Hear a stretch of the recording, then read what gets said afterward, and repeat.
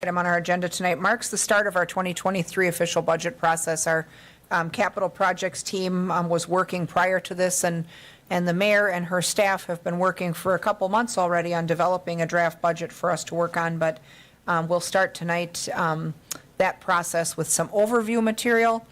Then next week, we will host two workshops, the 19th and 20th, to work through some of the machinations of the budget. And then we'll likely have a couple sessions the week after that to get everything finalized. So we'll kick that process off tonight. But we start our meeting tonight with agenda item number 1, which is the minutes of the previous meeting from 9/27 of 22, copies of which are in the packets. Did anyone note any revisions or corrections they need for the minutes?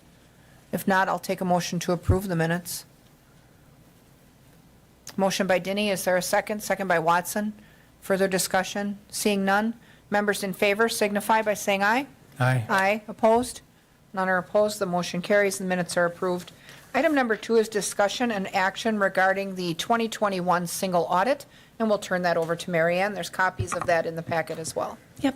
So when the auditor was here last week, or last meeting, they were still putting the finishing touches on the state single audit guidelines, and so they weren't able to report on that. But I said I would do it, and if we had any questions, we could bring them back in. So,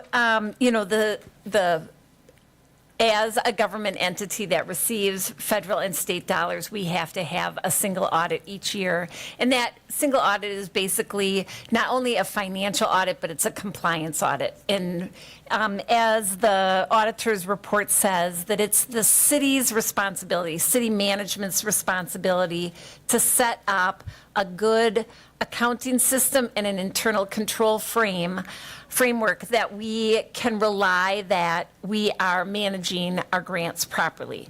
And, that internal control system is very widespread. So are things properly reviewed?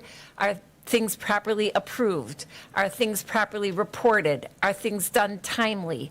And then, with the single audit, we have responsibility to inventory all of those grants that we receive each year and include that in the report, in that single audit report. And it's our responsibility, the city's responsibility, to prepare that inventory. It's not the auditor's responsibility, it's the city's responsibility. And so each federal entity, whether it's the Department of Justice or the Department of Transportation or HUD, they come up with the procedures that they want the auditors to perform. And typically, the auditors take our inventory of grants, and based on the total grants we received and the size of the grants, they put together a compilation of programs and grants that they're going to test.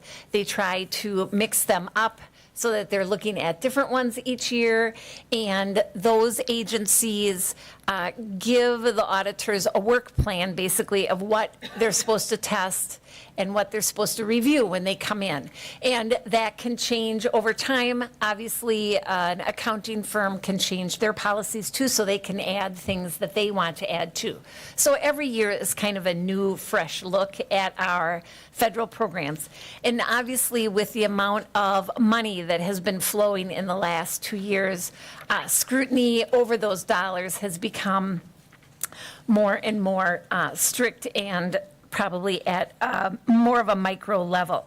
And so this year, and we have been, I think, been seeing some regular issues coming up with the grants. Like at the last meeting, I reported that we were supposed to submit all of our subrecipients, the contracts that we had with the subrecipients, to a HUD agency each year, and we were not accomplishing that.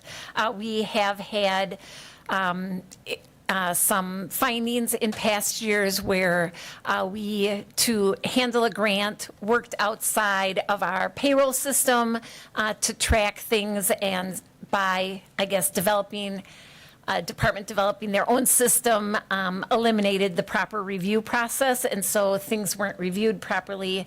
That was a finding. This year, we've got a couple of findings And again, it's more about separation of duties. So separation of duties is a really good thing because one person does the work, another person reviews it. And that review is good because it provides a check and balance, but it also helps ensure accuracy because you have a fresh set of eyes looking at your information. So we have two findings, one in community development, that there wasn't proper reviews, and the other in transit.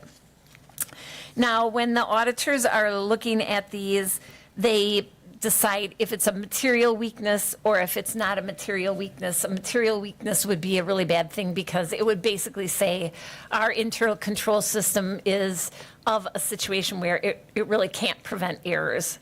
But that's not the situation that the auditors have found. They did not consider it a material weakness. But we do have to have a strategy to improve our internal controls and, to do better in the future. So I guess that led me to have a conversation with the auditors about coming up with a grant policy, which is next on the agenda. But you can see that while we, I think it's the last page of the, let me see, where is it? There is the inventory of grants, and this is based on expenditures. So like if you look at the inventory this year, you don't see our ARPA money because we hadn't spent any ARPA funds at the end of the year. So that's why if you notice that it was missing, that's why it's missing.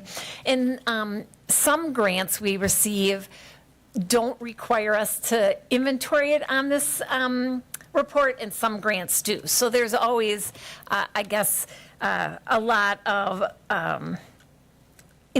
evaluation that we're going through within the finance department to try to figure out, okay, how do they want us to report it, whether it needs to be reported at all, and then trying to reconcile what we're going to put on here to what the grant reports say. So it is a time-consuming process for us, and we have had situations where we've had grantors call us, hey, our grant wasn't on the schedule, and it's hard because today we don't sometimes even know when grants come in because there is no good communication between finance and the departments of when grants come in. And so my grant policy was really trying to look at some of the issues that we have been experiencing and some of the inefficiencies, and see if we could come up with a grant policy that would make our organization stronger for grant reporting.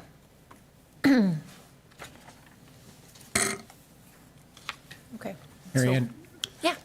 were these findings in this report, or No, this is so a separate header? That was just the financials. So like I said, the auditor didn't have these ready last time when he was here, so it was in the packet.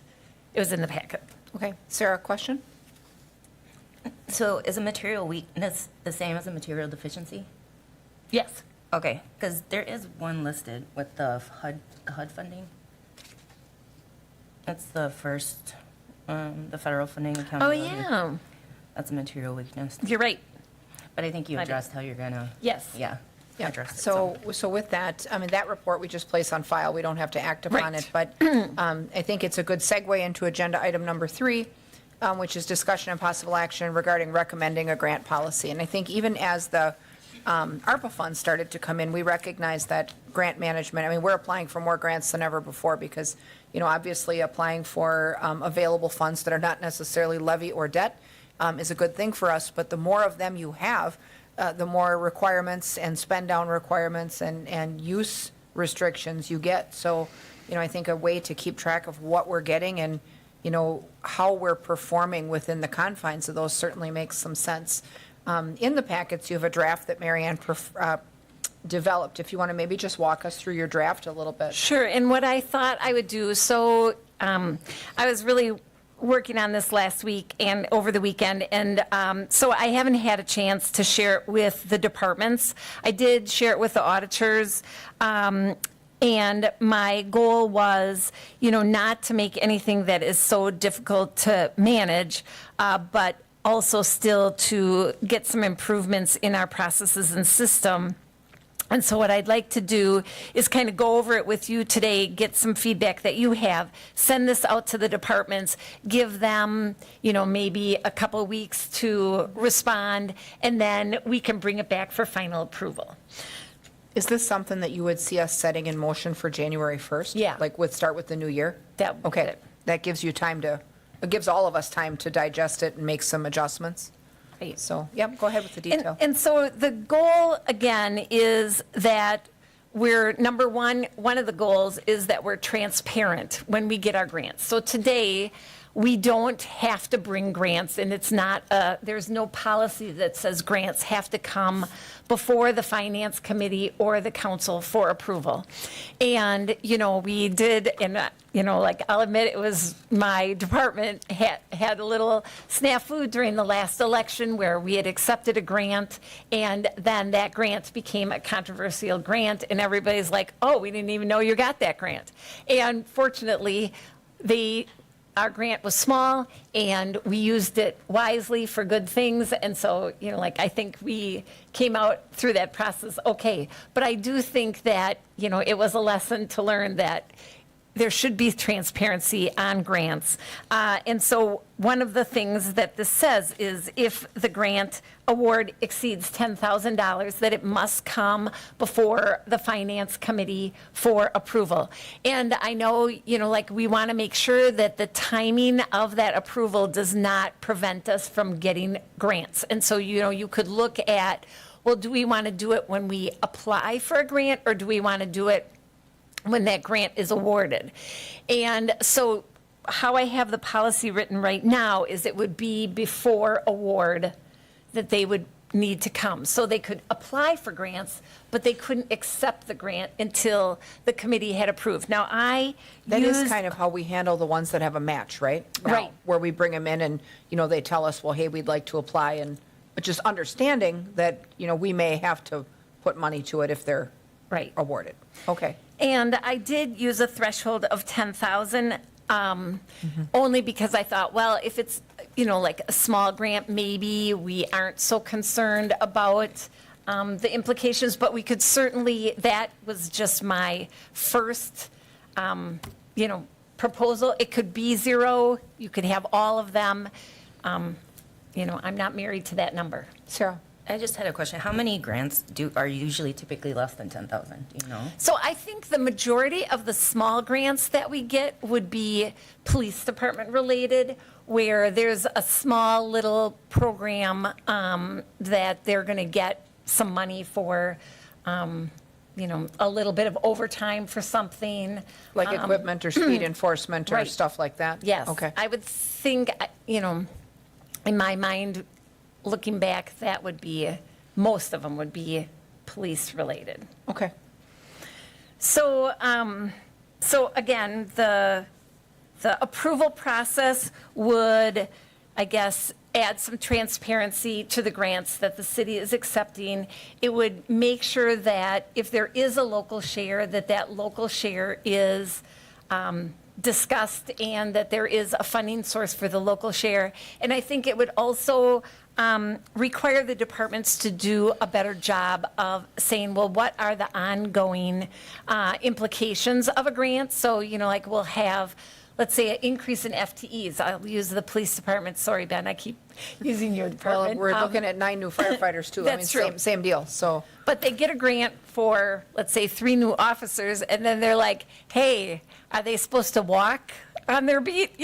Oh, we need 3 new cars now. And we're like, oh, you never told us you were going to need 3 new cars. So, these are the kinds of things that need to be exposed when people are applying for grants. And I'm not saying that's reason to not get a grant for a new officer. I'm just thinking that it would be good if we had a better financial picture of what the overall cost of that grant Well, would and be. I think it's a good idea also to understand on the front end what the implications are when the funding runs out. Like, say we're looking at now this $3 million for the 9 new firefighters. We know that we will eventually, over time, have to plan to absorb them all into our budget. And, there's some time by which we'll have 3 years to do that, but that's something that we'll have to have on the horizon, and, of course, the public will need to be aware of as well. So I think that's sound guidance. So then the other caveat in the grant approval is I do right now say if you are applying for a grant that creates new positions or programs, it needs to come here first. So again, I am just proposing these. We can, I'm not married to any of these, and it really is whether it's going to be manageable in the grant application process and whether that's something that you think is appropriate for your level of approval. How are we handling currently? So you had mentioned match. So if there's a match that the city's required to put in to get the grant, are we allowing people to fish for grants if it's not currently in the budget for that potential match piece? Or, Yes. or do we need to put that before the? Well, it's Right. here, but it's here to accept. Once they've been awarded, we bring it here to get permission to accept, understanding that there's a local share. So, But in the case where there could be a significant spend, it seems to be a potential waste of resources to be a chasing of grant that then has to be approved for the match. I mean, if the match isn't there, I just. sometimes for it the depends on horse. the timing window, too. Sometimes the window is open very short, and they have to get the application in or don't apply. So, but on those largest ones, like with the SAFER grant that we were just awarded and stuff, we were aware of that even here. Right. That they were applying for months. So, I think on the largest of them, that So as long as timeline it- is less of a problem. As long as it doesn't implicitly obligate us through the application Well, process, then I would say, and I don't care if they In waste my their time or mind, not. transportation grants come to my mind very, very often. We look for transportation funding either from the Metropolitan Planning Organization, or we're getting a share from the county that we have to apply for. Sometimes we have to have shovel-ready projects. We get grants from DOT. Sometimes those have a finite window within that operation, and those do get considered by the SISM committee. They always have. So, they'll come in and, the engineers will ask for, reveal that there's a grant, or the planning department will reveal that there's a grant, whether it's for alternative modes of transportation, like for bike trails or walking trails or whatever it is. And the SISM committee will then bless their application. They go forward and apply, and then both committees learn of the award. So, and most of those have a share that we have to pay almost always. So, unless you get something like Safe Routes to School or something, there's usually always a local percentage. And the airport also gets grants. I mean, there's often they get funding that's like at a 90-10. We see a lot of that in the airport committee where they get a 90-10 percentage where, it's work that we would never be able to afford on our own. So, but they usually know about those way in advance as well. I think Right. there's time still at least to report to us, so that we at least have a heads up that it might be coming on the horizon. Not so much that we necessarily need to bless every application, but I think it's good that we have a working knowledge of what people are seeking, so that when it comes in, we know. And usually the local shares are like a one-time capital, Right. not an ongoing. Right. It's when, and I think that's why I had thought, okay, if it's creating new positions or a new program, not a capital, but a program, that is when committee would want to decide, okay, is this something, because when you get free money, if you have to pay ongoing into infinity, that there's a big difference. And do you want to feel compelled to accept once you're awarded the grant, or would you rather have the ability to evaluate it before the award? So again, and like I yes. say, this is something, and it'll be great to get feedback from the departments too. I think it's good, too, that we would have, at least have that discussion a little bit on the front end, because sometimes when you get a grant for a new program or a new position, that also gives you an opportunity to evaluate the results and the effectiveness of what you've set in motion. So, just as an example, a couple years ago, the police department got a grant to add a therapist. Amazing impact that program has had on victims of crime. So, then at least you can kind of pull back and say, well, what impact did that have? Was it a positive? Is it something that we know we need to continue? And, if the results are, less than what you expected, maybe you wouldn't, but you at least have, a point at which where you put a pin in the process and say, are we getting what we expected, or more or less? And then we can have those conversations here. So, So then you're indicating that it would come through finance and council? The awards would go through council, yes. And then it gave the authority for the mayor to sign grant awards less than $10,000.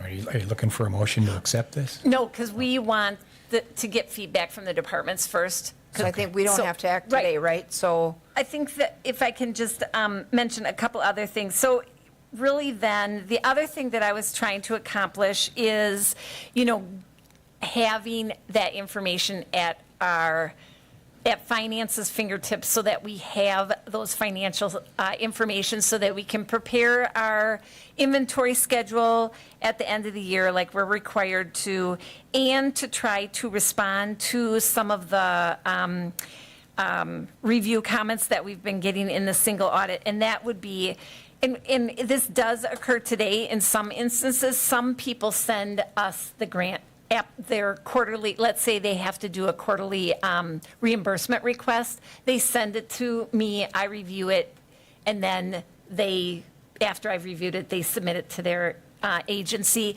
and some do not. But then, that's really what's causing the reviews from the auditors, is that no one is independently reviewing that. So by requiring departments to send this to the finance department for review, it, number one, provides that independent review, and number two, it allows us to accumulate those grant documents.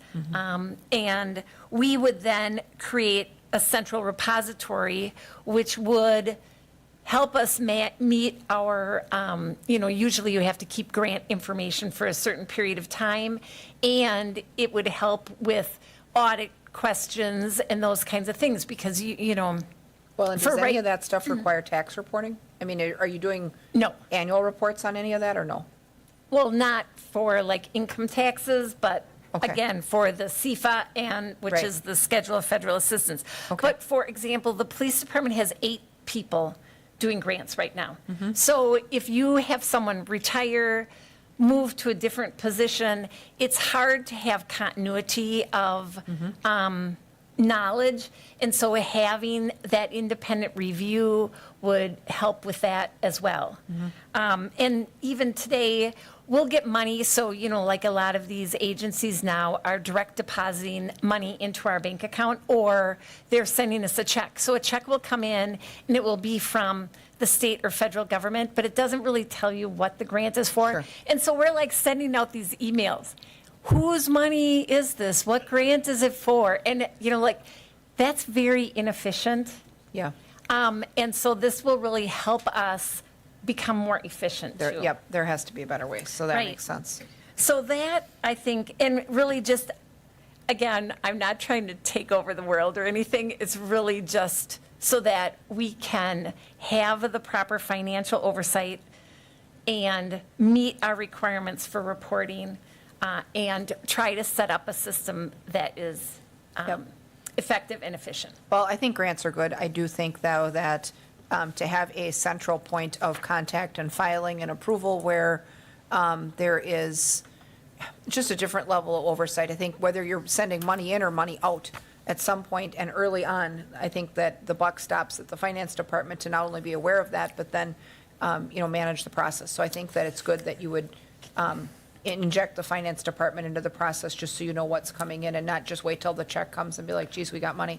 So, but I also think that this then also allows you the ability to, from a central point, track opportunities. Like the renewal of some grants are renewable. You get them year after year after year, and I think to centralize that process makes a lot of sense. And, I think if you need a few weeks to, if we're going to make, if our goal is to implement this for January 1st, we have some time for the departments to work it through, for you guys to talk about it internally. And then when it's ready for a decision, we would just put it on a future agenda. Is that? Yep. Okay. Committee members, any other questions? Yeah, I do have another question. ahead, So Doug. short of taking over the world, are you adding a significant amount of work to your office? Because ultimately, I assume the grant requester is responsible for the follow-up and Yes. some of that- these tasks, and we're not letting them off the hook. And Right. I think it would be a bad policy if we did that. Right, and that's why, and I don't want, right, and that's why I tried to develop what each of our roles were in the policy so that people understood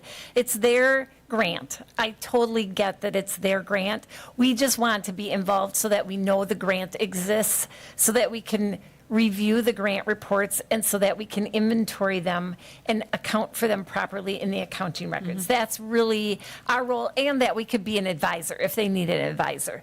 So I tried to outline those roles and responsibilities in the policy as well. Well, and I think the receipt of grants, I think it also helps to, like, the element of transparency is important, because I think it helps that the public understand the volume of grants that we receive, because government is complicated, expensive business. And so when we talk about things like debt and tax levy, grants keep that all to a low roar. And Right. so, yeah, alternate fund sources are always a plus. And I think so often we have all kinds of grant writing successes that people never know about. And so if we're having a little discussion about that here, and there's a central point of contact for that, I think it's easier for people to understand how much non-levy and non-debt money we actually have here. So, Sarah? And I also wonder, because I think having a devoted grant writer would be good, and I know that's an additional employee, but does like the League of Wisconsin Municipalities or the National League have any programs? I don't know. It would be great at some point to have somebody that is either trained or cross-trained to not only seek out but pursue those opportunities, either in collaboration with the department head, or depending on the workload, maybe even in place of them, if that person is proficient enough in the workings of the department that they can tell a story on behalf of any of our departments and successfully write a grant and offer that insight. Because, we have, I'm sure, within the organization, varying levels of experience and proficiency in seeking and getting grants. And some tell the story, better than others, and some have a lot of experience and some have none. So I think that, at some point, a person who could help with that anywhere would be helpful. Much like the videographer helps every department, a grant writer would help every department and probably bring in enough grants to pay their own salary if we really looked into it. I know So- when we applied and got that fire truck grant, NTC actually helped us write the grant at that, Yep. for that grant. And I know, like, when we were doing the bounce back ones, I think the chamber had a grant. Grant a writer that person helped. that helped, yes. Yeah. So I do think that we do look for resources. For help. Yeah. Yeah, that's huge too. So, okay, so committee members absent, do you have other questions, or do we can actually just hold this on file? We won't act on it. We'll give Mary Ann and the staff some time to mull it over. Carol, go ahead. I like the idea of having grants, maybe over $10,000, just to keep the volume. But if, for transparency's sake, because of that same reason, I was thinking, like, it would be nice to, for the public to know how many grants are actually written. So, like, if it would be possible ever to have, like, I don't know, the end of the year or something, to have a little list of even the smaller ones, just to have a list included, just more for informational purposes, not to create a lot of workload. Like an So if that's a lot of information-only work, type basis, right, if that's yeah. a lot more work for you or whomever, it's not necessary, but just more for like, oh, Well, because and often when we look at little grants too, and I'll add, I guess, when we look at little grants too, so often it's grants to address things that neighborhoods complain about. So just as an Yeah. example, like if the police department gets an overtime grant for speed enforcement, every single one of us has a street in our district where people hate speed and they all believe that the traffic is going 55. So that is something often that the sector patrol can't always address. But if they get a grant and they can really like drill down into that, it helps that we can go out and tell our neighborhoods that that happened. Right. And if we don't know and we don't talk about it, they're out there doing a fantastic job and they don't get noticed for And I the think success. other examples would be, like, there'll be a small grant to go to a conference. So it'll pay your conference fees. So that would be another, like, small grant that's It is under nice because it reduces $10,000. travel expense, and sometimes I think, in the public sphere, when people see travel, I know at least when I first came on the council member travel was a really sore spot because they were sending council members to places all over. And that was not necessarily grant funded, but, I think that if you have an offsetting fund source, even if it's for staff training, that's huge. So it's all good. All right, so absent that, any further to comment on that, we'll have Mary Ann network with the staff on that and bring it back to us when she feels like it's ready. Item number 4 is discussion and possible action approving FLSA exempt employees in the Finance and Human Resources Departments the ability to earn additional compensation during the workday implementation. And, we know we've been talking about this here. This basically, I feel like between a couple of the departments, both the department heads and the staff, this really has taken over everyone's life at City Hall. And, I guess I worry for the amount of stress that an implementation like this brings to our workforce. So, I guess I'll turn it over to Mary Ann to talk about how the workday implementation is panning out, but we're getting to crunch time, it sounds like, with year end coming. Yes.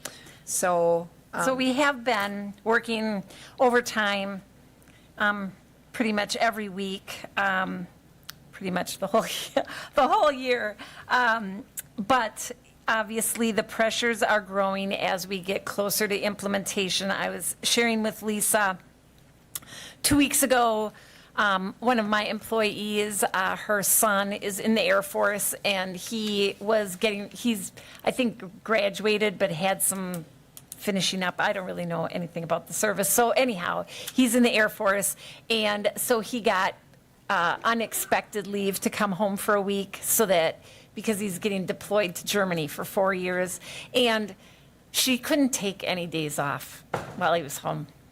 So, yeah. So there's that. And so, in reading the packet, it talks about things like weekends and holidays and whatever. And I'll be the first person to say that, we all want the workday implementation to go smoothly. I know that it's on an aggressive schedule with the vendor, but I also think that if there is any possible way that we can protect people's holiday time with their family, I want to Yes. see that happen. So I don't mind spending some money to pay for this, because heaven knows you guys are all going above and beyond. But I would hate to see an aggressive implementation schedule take somebody's Thanksgiving and Christmas with their family, because that is just, Right. it's beyond the pale. I mean, it's just, so, if there is a way that you can manage this schedule, obviously, we're willing to We're pay trying. for it, but, I would say that family time, especially over the holidays, has to be more important. Yeah. So that's, So I have we're a really concern for all trying, of but you. I do think too, and there's a difference, we have everyone on the team working hard on this. Hourly employees are getting time and a half, but the salaried, and typically you can say, well, as a salaried employee, maybe you can take some time off later. But we already have people who are over their vacation, and we've given that as they can accumulate more than the typical allowed vacation. But when we look at the tail of implementation, so we've already delayed job costing, we've already delayed budgeting. I don't really see that 2023 is all of a sudden there's going to be a huge drop off of work, because it takes a while to learn how to use your system efficiently too and effectively when you don't know how to get a report out of the system that tells you what you Right. need to know. And so I really think that and in this situation they can accrue it as comp if they prefer to do that. And I believe the comp system set up in the handbook today that it gets paid out at the end of the year. So if I haven't used it by year end, it would get paid out. So that's. Just so that the project is overwhelming, and I don't want us to get to a point where our entire team is completely at the end of their rope. So, we really are getting to crunch time, and I think whatever the compensation is, whether it's comp or money, I think we also have to manage people's quality of life a little bit too. And Yep. when I saw this holiday thing, I'm like, no, Yeah. because, there's a few days where, you'll have people who maybe wanted to host their family for that day Right. and then now can't. And I think that is just too much to take from our employees. And so I certainly hope that that doesn't become necessary. So, but with that, committee members, any questions for Mary Ann on that structure? Go ahead, Doug. So how are you tracking this currently with those? Well, so far, employees? no one is getting any extra compensation. Okay, so it won't be retroactive, it'll be moving forward and. Effective, when is it effective, Ann? November 24th. So you'd start on a specific pay period and go forward That's from how there? this is written. Okay, so then if they're on the salary program, they're on a 36 or 40-hour work week, 40 and hour. then you would track it above 40 hours? Yes, we'd have them punch in. Right now, salary doesn't punch in, we would just have them punch in. And on are the- they set up on is that based on on an hourly rate at 40 hours, or is there a? Yeah, so the Okay, so it's payroll simple system, even if you're calculation. salaried, yes, it Got it. does Okay, have an that's hourly easy. rate for you. All right. Okay. And this would be at straight time, not time and a half, so it's straight time.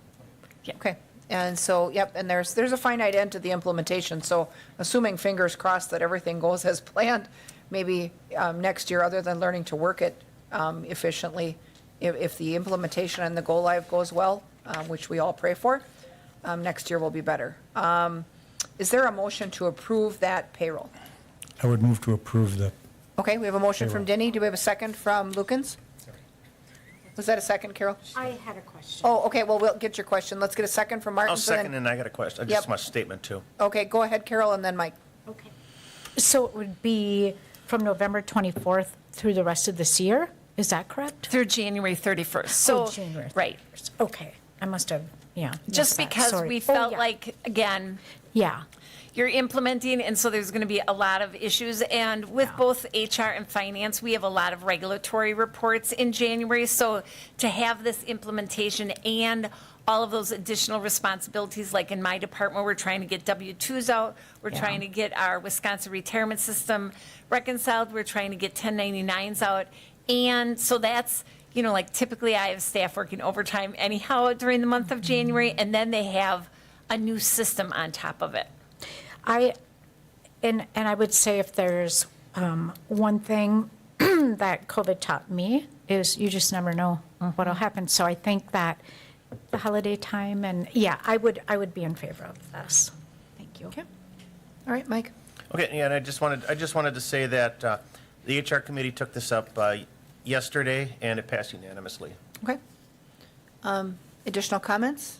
If not, with a motion and a second on the floor to approve, members in favor signify by saying aye. Aye. Aye, opposed? None are opposed, that motion carries. Item number 5 is discussion and possible action approving a budget modification for hot mix purchase. You see that DPW is looking to move money from seal coat to hot mix so they can accomplish a little more of that work. Looks like before the season is out. Does anyone have questions at all on that, either for Dustin or Eric? Go ahead, Carol. Well, I don't know, I guess it does relate to the hot mix, but is the department still looking to try to get their own, do you know what I'm talking about, Dustin? The you know the terms for it, I don't. but Paving the recycler? Yeah. Paving machine? Yeah, Yes. I was just Yes, curious. we do have one of those ordered. Yes. That's all I wanted to know. That'll be great Thank you. when it gets here, that'll be great. So this would be then to try to finish up as much as you can Yep. now Yes, this we're year. taking some leftover funds and rolling into our hot mix budget. Yeah. That way we can get a few more streets done before the end of the year. Yep, Yeah, and you it's lose better the than hot mix cold. plant when, about deer season time, right, November? So they'll have just a few weeks to get that window, so. Thank you. Yep. All right, is there a motion to approve that budget mod? Motion by Martin, second by Lukens. Further discussion? Seeing none, members in favor signify by saying aye. aye. Aye, opposed? None are opposed, that motion carries. And then item number 6 is this kickoff of our budget discussions and actions regarding recommending a 2023 budget, including the setting of the 2023 fee schedule. And that's really going to be a standing item on our, probably next 4 agendas. So we'll turn it over to Mary Ann, and she's going to start with just a little overview of a few things to kind of get us in the budget mood for next week, because next week we'll have 2 sessions. Yeah, and we thought we would start with the motor pool fund because we wanted to get one of our, financial challenges out of the way so that you'd have some time to think about it, as well as, the ability to provide you with more information if you need it. And I know, we have Solomon here who runs the motor pool, and Dustin and Eric here, so they can certainly come up and present. But, back in 2020, we had a study. We hired Mercury to do a study of motor pool, and it was really because we were seeing the financial decline of the fund. There was more and more financial pressure. We were seeing, vacancies increase and customer satisfaction decline, a lot of internal griping over the age of their vehicles and whether they were being maintained properly.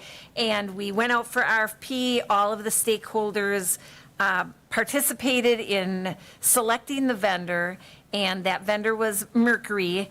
They came to the CISN committee back in 2021, and I thought did a great job of summarizing their findings, which all made a lot of sense to me. And I did provide a link in the memo for you to listen to the item if you wanted to. Thank you, Public Access, for putting everything in for easy access. But basically, they came up with a number of top priorities. One of them was that we needed some facility upgrades. Obviously, I think everyone knew that. But I think the other thing that they did was to try to help reorganize, and they had some new ideas of how that facility should be designed that everybody really appreciated. That obviously is an ongoing process as we try to figure out a location that meets our needs. They also pointed out that we were short-staffed, so they looked at the type of assets that we have, because, like if you're driving a small car that doesn't have a lot of features, you probably don't need the same mechanical assistance that you do when you have a complicated fire truck or a complicated, I think fire trucks are probably the most complicated, but anyhow, so they looked at the type of fleet we had and the quantity of fleet and determined how many mechanics we should have. And the justification was for 7.1. We have never addressed that shortfall in mechanics.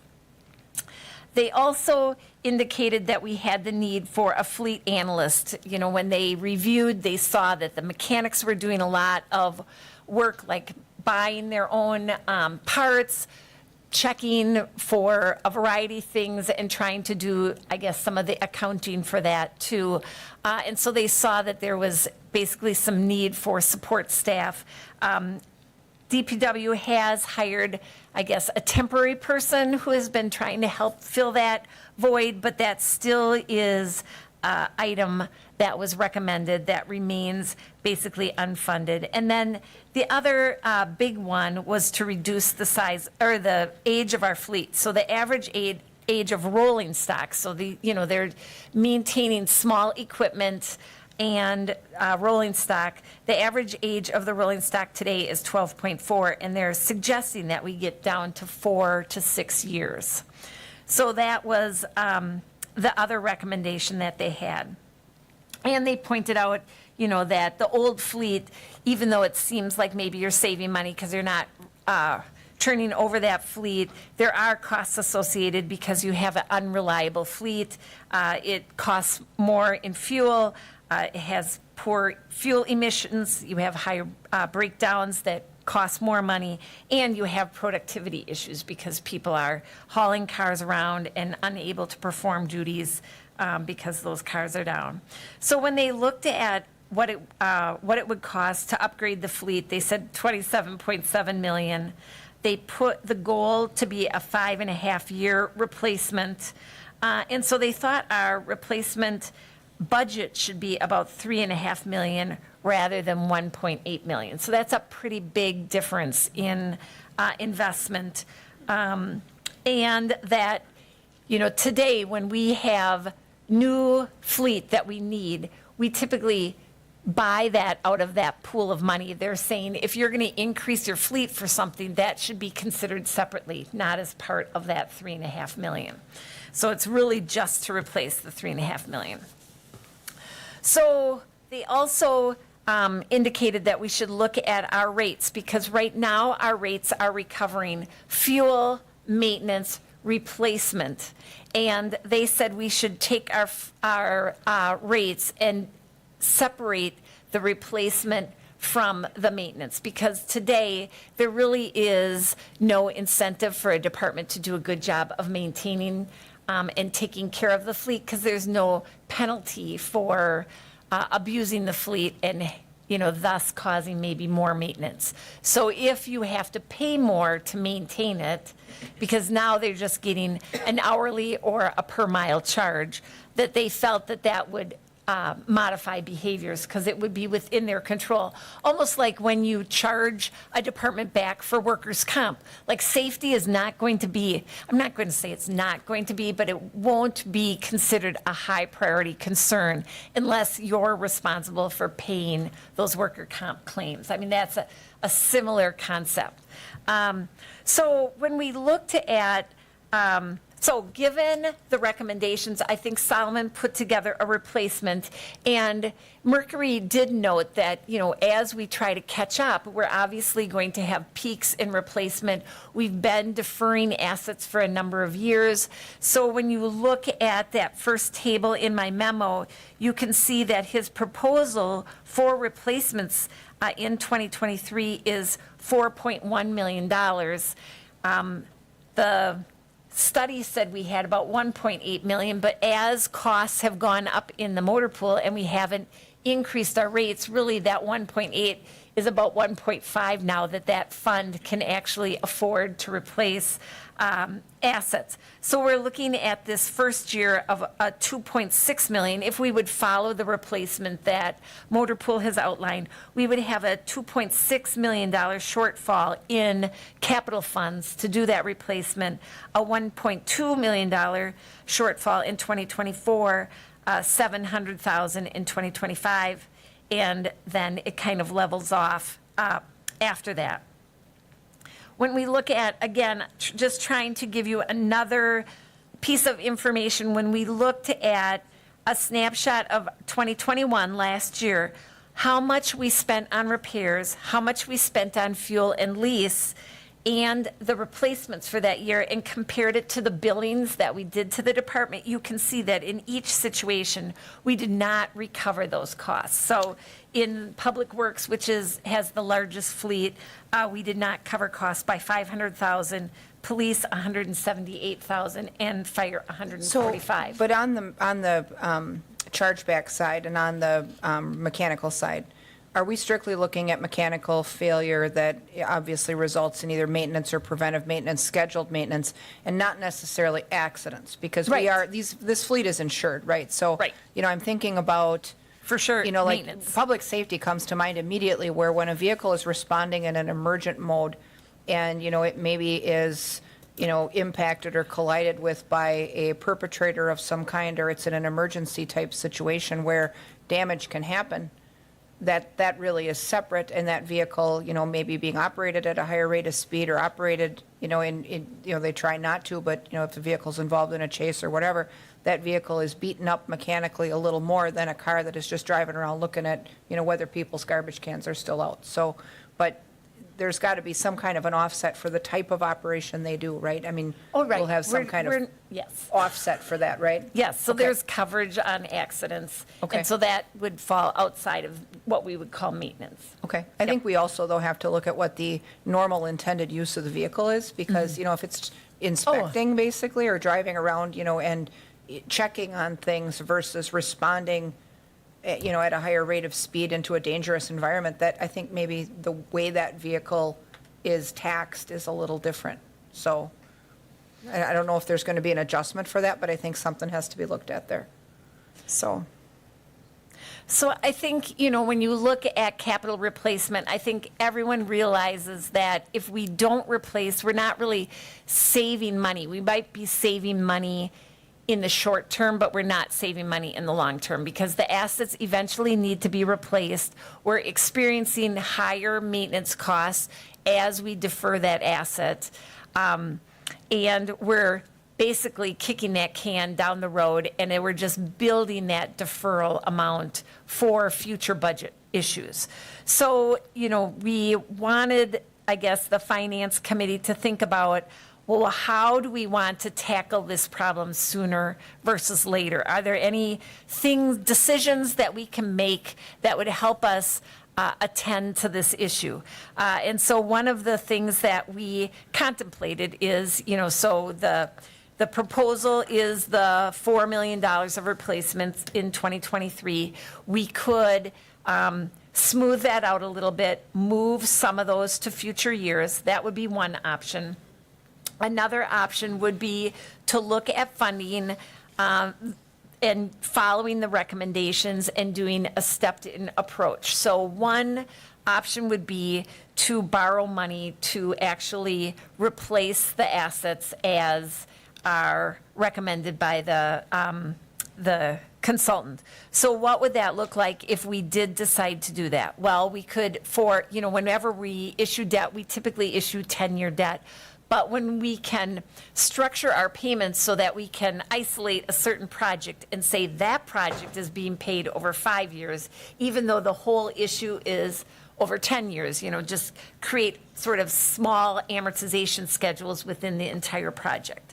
So if we decided to do that, and we did issue in 2023 to replace the full amount of the ask, the amortization over that 5 years would be $570,000.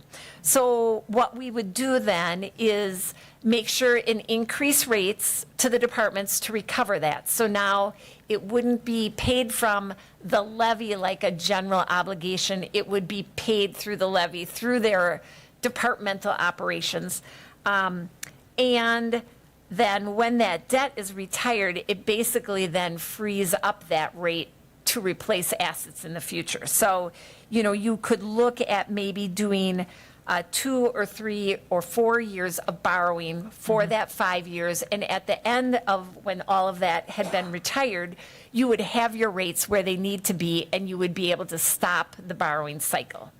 Well, and if we were going to look at some type of, and I agree with a shorter amortization on, because it's a depreciable asset, but we are so far behind in motor pool, and we've been for so long, that I feel like a couple big bites to catch up and get caught up and finally get the right rate is prudent, because I think if we keep fanning stuff out to future years, we really are prolonging this pain that we have been dealing with now for a number of years, where we've been insufficient.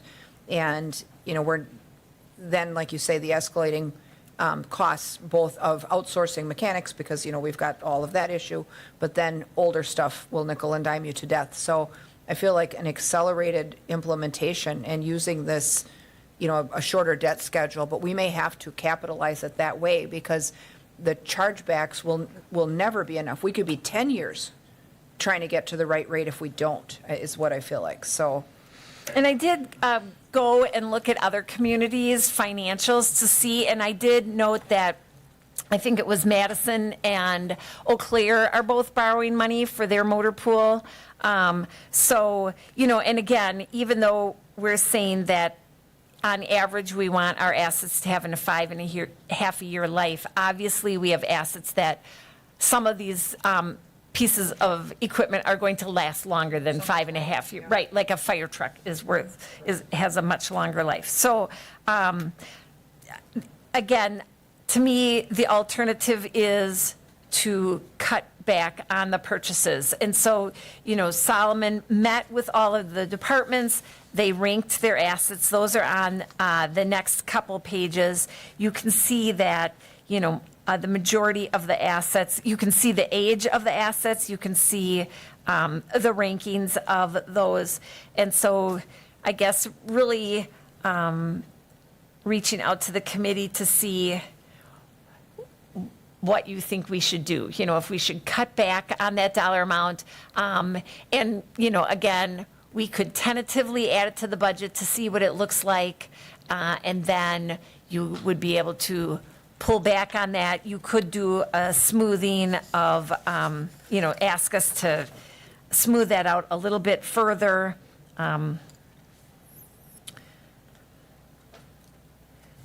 Sarah, and then Doug. I guess I wonder too, like with supply chain issues and just the lead time in getting some of these things. I mean, if we do spread it out a little bit longer, maybe the costs will come down in the future. Yeah, Solomon is probably more of an expert in that area. I know that some stuff they've had to order early just to even get it, so. Good evening. Hi. Whether or not that would actually help bring down some of the costs, I'm not quite sure exactly on that, just because then we're still gonna be behind trying to catch up on that. And the replacement plan for next year actually is spread out a little evenly as well. What we did is we actually took the Mercury recommendation and compared them to the state one as well. And then we updated the replacement plan completely. This is what you need to do. And then I met with the departments because that was really, really big. And then that's when we kind of even spread it down where it's still extreme. But that's even the 4.12 number, I believe it is, or 4.2, that's even toned down a little bit. Well, and I feel like, that we know that there's some pieces that they cannot do without, can't be without, that have to function, that are to the end of life, if that's the case. Obviously, that shouldn't be blended and fanned out. But I guess I would like to see us build into our budget, just for the sake of seeing where we come out, what that accelerated schedule would look like to get us caught up, if we were going to at least take that year one and see where that puts us with a 5-year amortization, and see where we come out at the end, because I'd hate to set them back more years. Doug, did you have a comment? I guess I hadn't finished. Oh, go ahead, Yeah. Sarah. I just wondered if, are the ones that are being replaced like the 9 and 10s? Or, because I mean, there's tons of those. So the Or are they the sheets ones that are red? They're everything. Every This is single the piece list. of equipment on that list Okay. was scheduled for replacement. Okay. For this And then next when year. we saw the amount, then we, to give you guys options, we went, well, have all these departments rank them. All these are scheduled to be replaced. That was part of the CIP that was turned in. But just to have another option, we ranked them. And that's what the 10, 9, 8 is on the side? Right. Okay. Thank you. Okay. Doug, go ahead. So it's, part of this sounds like it's just an accounting problem, that we're not charging back appropriately with our mileage. Is there any other method for capturing the real costs and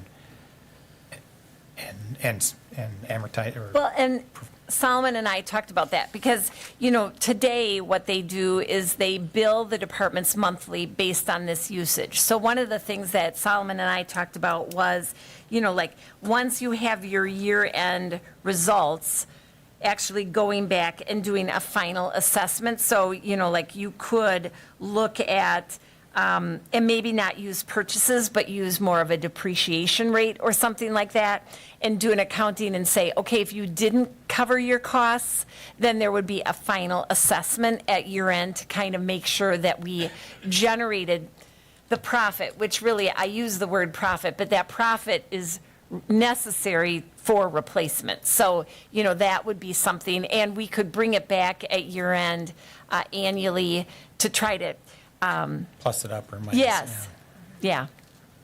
So that was the other thing. It's particularly since we don't have a financial analyst, we're busy. We don't have a job. We won't have job costing come 1/1, a good job costing system. So, at this point, it feels a little difficult to move to a different methodology, but that would give us the similar results. So what are your thoughts, committee, on having her, at least for the preliminary budget discussions, build in that accelerated purchase and rate increase to see where that would carry us to at least get off the ground with some of the needs, because they are quite a ways behind right now, if we'd look at that first year. And depending on where we come out with cost to continue on everything else included with employee benefits, depending on what the effect on the total budget is, we certainly could smooth that out in our workshops. That would really bring us a kind of a highest cost scenario, right? I mean, we're only going to get smaller if we decide to shrink the plan, but, I think we kind of want to know where we would be at the largest cost first, and then back out of that, right? Okay, there seems to be an agreement there. If we build it that way, and we can always go backwards, work backwards. Now with that, we're up to the start of the council meeting. So what we can do now is, and if do you feel like with the end of the motor pool, are you at a good stopping point, Yeah. Mary Ann? Well, we'll put a pin in the rest of this report, and we'll continue on the 19th and 20th. So the 19th, our first workshop, will continue the overview, and that meeting will be Wednesday and Thursday next week, both at 5:15. And then we'll probably have some budget items built into our meeting on the 25th. And if we still don't feel that we're to a good draft product, we may have another special session on the 26th. But we're going to leave that open for right now until we know a little more. So with that, I'll take a motion to adjourn. Motion by Luken, second by Dinny. Members in favor signify by saying aye. Aye. Opposed? No one ever is. All right, so we'll stand adjourned. We'll give like 5 minutes for public access to reset for the council meeting. In the meantime, citizens who have come in that wish to speak on an agenda item at the council meeting, there's some forms up here to register to speak. If you come up and fill out the form and leave them up here with the clerk, the mayor will call you in order then to make your comments.